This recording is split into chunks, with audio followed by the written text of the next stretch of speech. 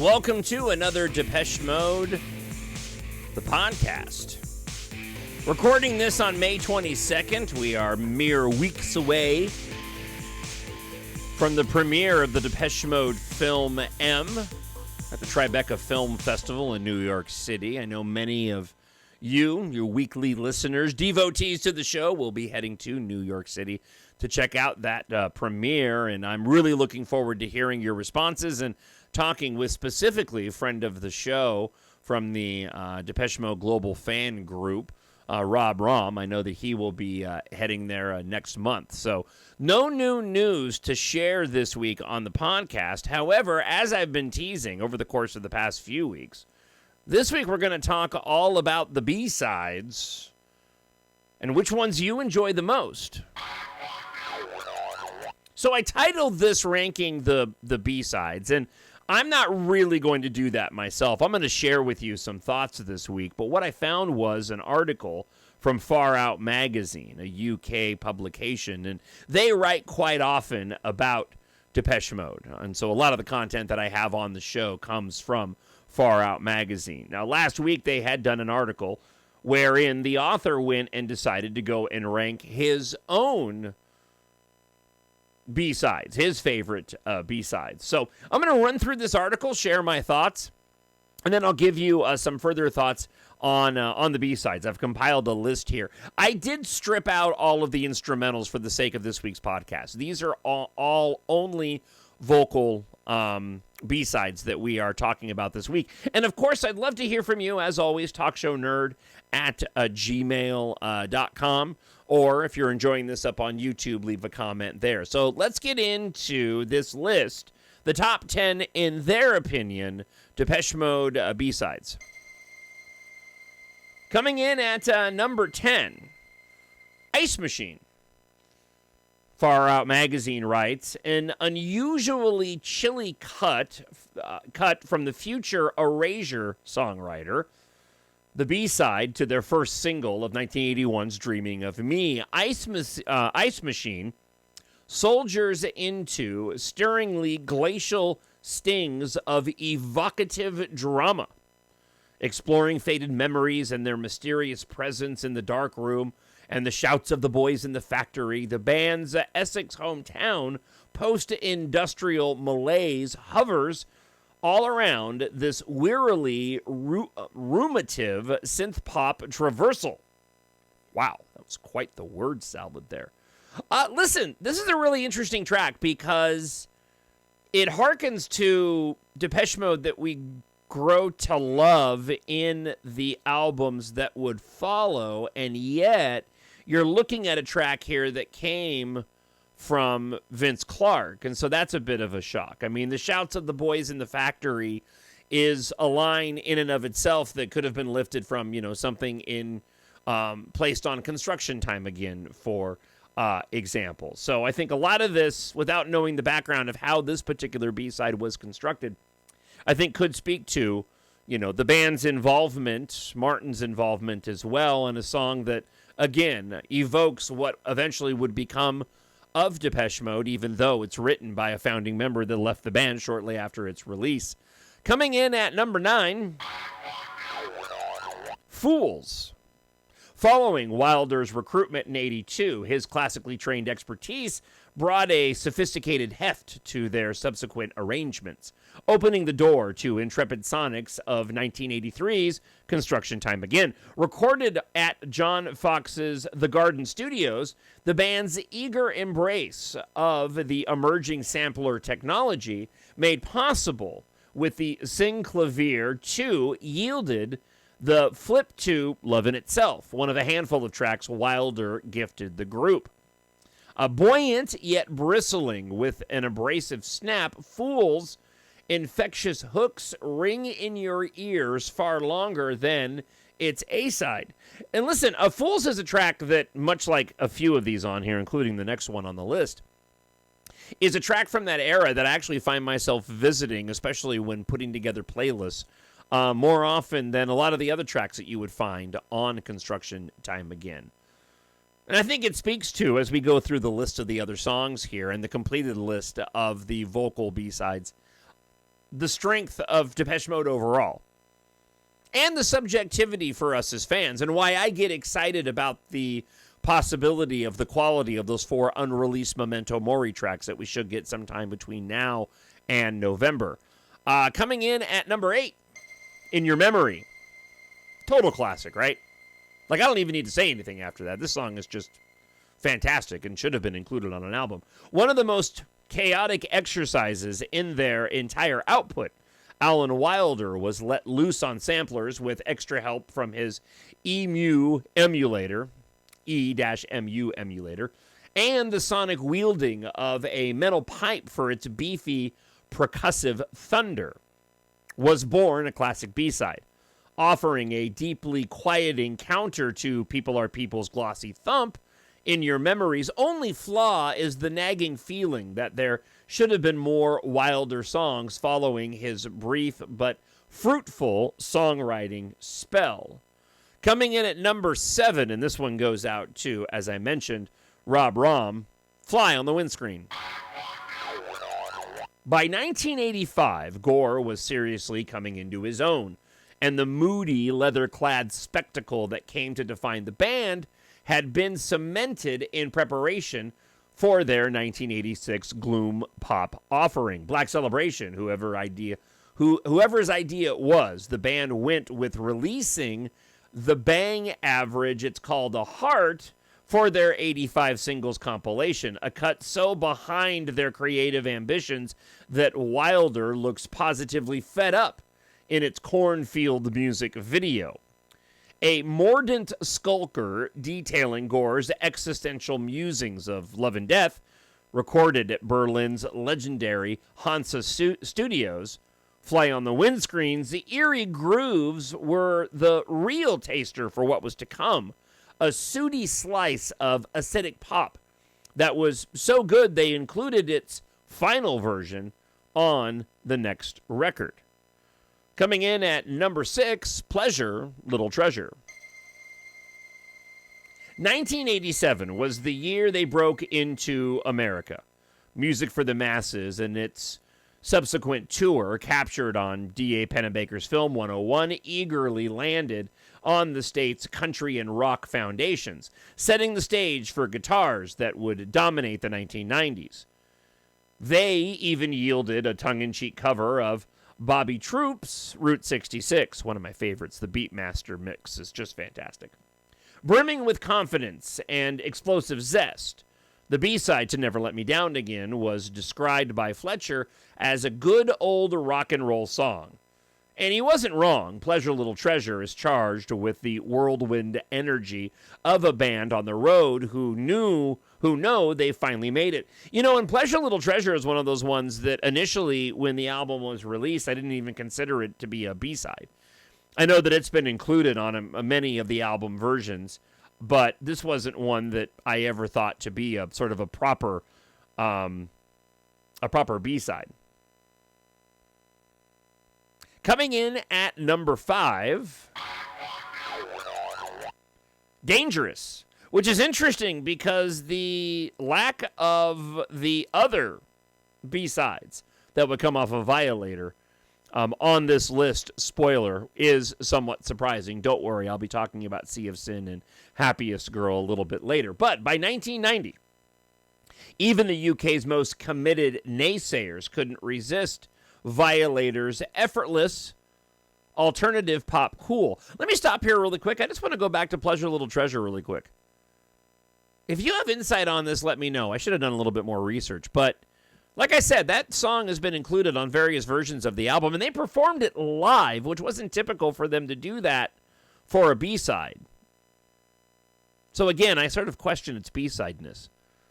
I kind of put it in the category of Fly on the Windscreen. I talked about this with Rob when I was on the Drinkin' Chat a couple of weeks back, which the link is available in the show notes, by the way. But that, you know, it's kind of a cheat to say that Fly on the Windscreen is your favorite B-side, even though the version landed on the album. Even and the B-side version is somewhat of a stripped-down version, so. Sorry, a bit of a deviation. Let's get back to Dangerous. Still standing as their defining moment, their 7th LP hit a pitch-perfect balance of electronic music and organic accessibility that found the rock purists swept up in Depeche Mode's new guitar-smattered synth strut. Whetting the appetites with 1989's Monster Personal Jesus, its flip side, Dangerous, exudes no less hooky ingenuity than any of Violator's 9 masterstroke cuts, with frontman Dave Gahan crooning Gore's lyrical trepidations fraught seduction and with masterful ease. Again, word salad. Holy cow. Dave Gahan crooning Gore's lyrical trepidations of fraught seduction with masterful ease. There. I think I got that out. Coming in at number 4, and one that probably would be pretty close to number 1 on my top B-side list, and I know my buddy Matt is agreeing with me at this moment, it is My Joy. In one of the greatest creative U-turns in music, Depeche Mode jumped deeper into alternative rock territory with Wilder behind the drum kit, and the group encountering the novel experience of jamming in a studio together for 1993's Songs of Faith and Devotion. Messianic, ecclesiastical, and possessed with divine bombast, Gahan's new wave-turned rock god transformation found another perfect foil in the Walking in My Shoes B-side. String stabs and reversed drums wrestle in My Joy's cavernous soup, along with Wilder's studious mixing to craft one of the band's most stirring pieces. Yeah, listen, My Joy, I understand why they made it a B-side, I think. I get it. It clearly comes from the Songs of Faith and Devotion era, but, you know, wanting to not bog that album down with too much and having to pitch off one particular track, I think there are those that would argue, even though I love Get Right With Me, My Joy may have been a better inclusion. But that song is pretty song, and I would have argued, had I been in the band, to include it as an album track. Coming in at number 3, Surrender. The Depeche Mode story nearly ended before Ultra's drop in 1997, following the band's near implosion with Wilder's departure in 95 and Gahan's gnawing heroin habit. It was a miracle their 9th LP ever materialized. The sound of the party well and truly over, Ultra wanders in the wake of Songs of Faith and Devotion, hung over with fragile, brittle electronics and gritty country twang, illustrating a fatigue that refuses to turn to defeat. Recorded during the Ultra sessions, but seeing its release as the B-side to the singles 86 through 98's promo of Only When I Lose Myself, Surrender subsumes Gore's characteristic world of succumbed temptation, charged with organ fog and hazy slide guitar. In fact, Gore later stated in a 2005 interview that it was the band's most underrated song, to which I would have to agree. Now, when we get to the top 2 here, based off of several tracks that have been left behind and not included on this list, this is where the list kind of loses me. While both of these tracks are okay in my opinion, to put them at number 2 and 1, I found was a bit of a surprise. Even though I do, as I mentioned, quite enjoy the number 2 track on the top B-sides, according to Far Out Magazine, of Free. After 2001's experiments with Exciter's delicate digital arrangements, 05's Playing the Angel brought back the analog synths and the sound of a band renewed with fire in their middle-aged belly. Crunchy, fat, and oozing attitude, their 11th effort heralded the Back to Basics production collaboration with Ben Hillier. Easily gripping enough to have stood confidently on Playing the Angel's track list, the precious B-side Free propulsively rushes with tech-ravaged passion, capturing Gore's masochistic lyrical frisson between pain and its decadent wallow as starkly as Master and Servant 21 years before. Which brings us to number 1 on Far Out Magazine's Best B-Sides. And again, a rather surprising choice given the exclusion of so many other tracks. I mean, I'm looking at the list here. I'll go through it in a moment. But when you consider But Not Tonight, again, Happiest Girl, Sea of Sin. Now This Is Fun. Love that track as well. To land on this one was a head scratcher. Coming in at number 1, though, is All That's Mine. Furthering Gore's sonic reach towards Southern blues and modular electro, 2013's Delta Machine tapped into Violator's guitar strum equilibrium with the band's growing rack of synths for an album that flexed a band still full of ideas and furtive creative energy, proving to be their last legitimate B-sides as remixes took hold. Heaven's Flip Side, All That's Mine, sits as another welcome Gahan composition from his latter songwriting offerings. It explores clarity and redemption with its poetic gift as Gore's late life lyrical musings. Now, first off, it is a rather interesting distinction, considering that Delta Machine gave us the last of our B-sides until we eventually get those 4 unreleased tracks from Memento Mori, however the band decides to go and label them and present them once they're given to us in promotion of the Depeche Mode film M. Be that as it may, while I enjoy this track, I certainly would not put it at number 1, and I don't even think it would have landed on my top 10 of Depeche Mode B-sides. As I mentioned before, How to Sea of Sin, Happiest Girl, and But Not Tonight not get any love here, including, Better Days and Newborn. Hated the artwork that went along with A Pain That I'm Used To, by the way, of which Newborn and I also believe Better Days were both the B-sides of. The lipstick spelling out A Pain That I'm Used To, I just was not one of Anton Corbijn's best works, in my opinion. But let's just run through the list here of all of the B-sides, and we've included some of these here. But Set Me Free, Remotivate Me, fantastic track, All That's Mine, we just mentioned it. Any Second Now, that would probably end up on one of my top 10 lists. Better Days, a track that I enjoy, especially in its briefness, a relatively short but punchy Depeche Mode song that I feel stands up better than some of its sister tracks. Soothe My Soul being one of them. Black Day, interesting offering and riff off of Black Celebration from Black Celebration. Breathing in Fumes, again, similar commentary attached to that, but Not Tonight. Classic, even though dismissed by the band and frustration that they decided to go with that as the single in the United States over Stripped, of which it was its B-side. Dangerous, mentioned. Death's Door, fantastic track, absolutely love that one. Dirt, that's one that never really sat well with me. I never quite got into that cover. Flexible, again, another track, classic Depeche Mode, one that I remember fondly as a track that I discovered in my young, burgeoning fandom of the band. Fly on the Windscreen, we mentioned. Fools, Free, Happiest Girl, Ice Machine, In Your Memory, My Joy, already mentioned Newborn. It's funny because a couple of tracks on here, Now This Is Fun specifically, I didn't really key in on it being a B-side until much later in my Depeche Mode fandom, considering the fact that I listened to the People Are People compilation at a young age, thinking it was a proper Depeche Mode album, having not dove in yet to the history of the band to realize that it was an American-made compilation, of which Now This Is Fun I thought was just a regular album track.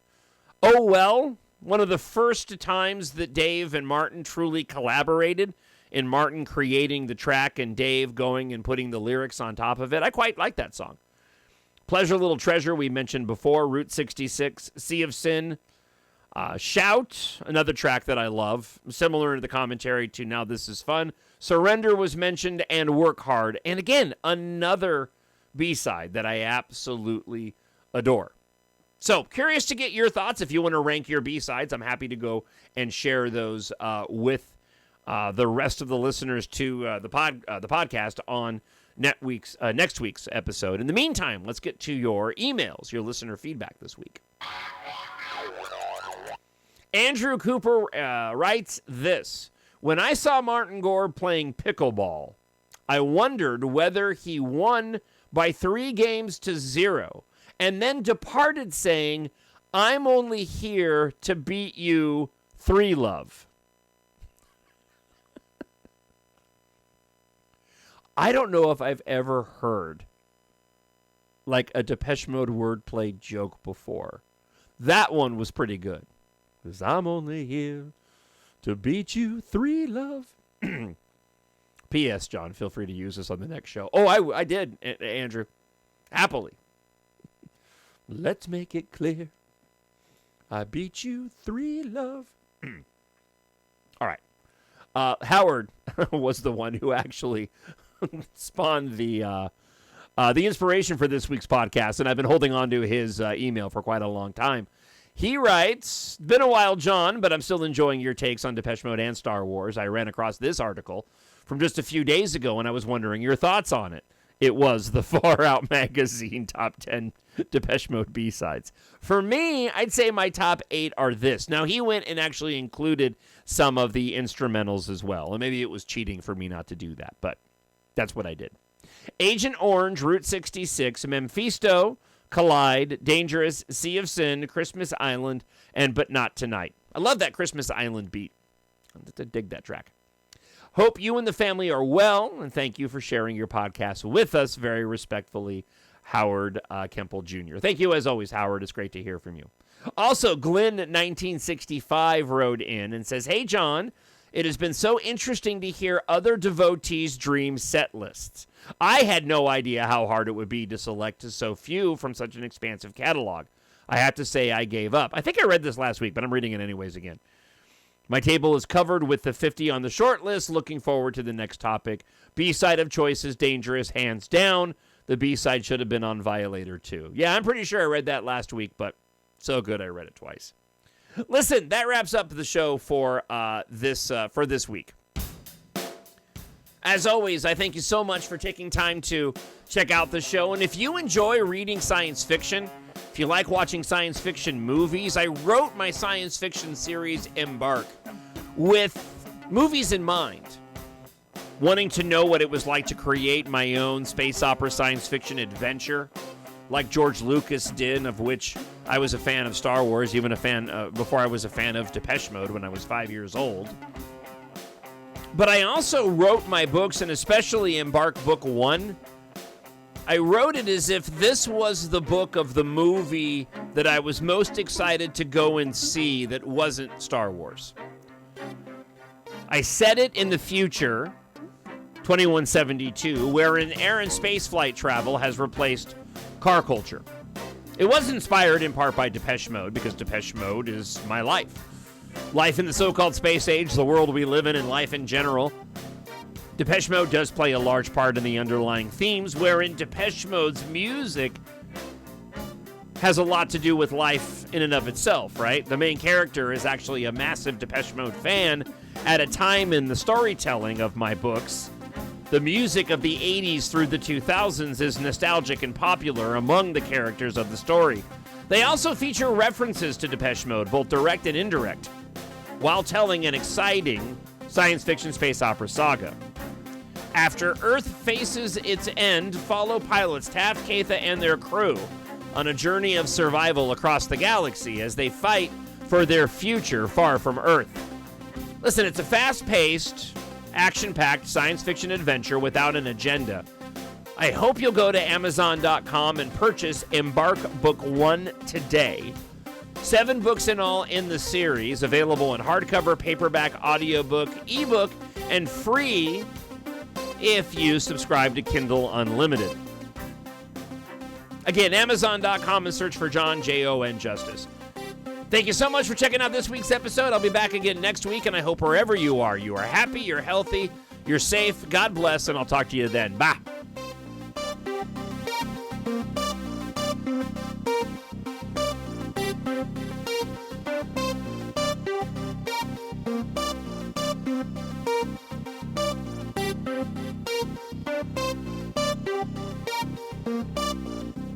Hello, this is Martin Gore from Depeche Mode. Hi, this is Dave Gahan from Depeche Mode, and you are listening to Depeche Mode, the podcast.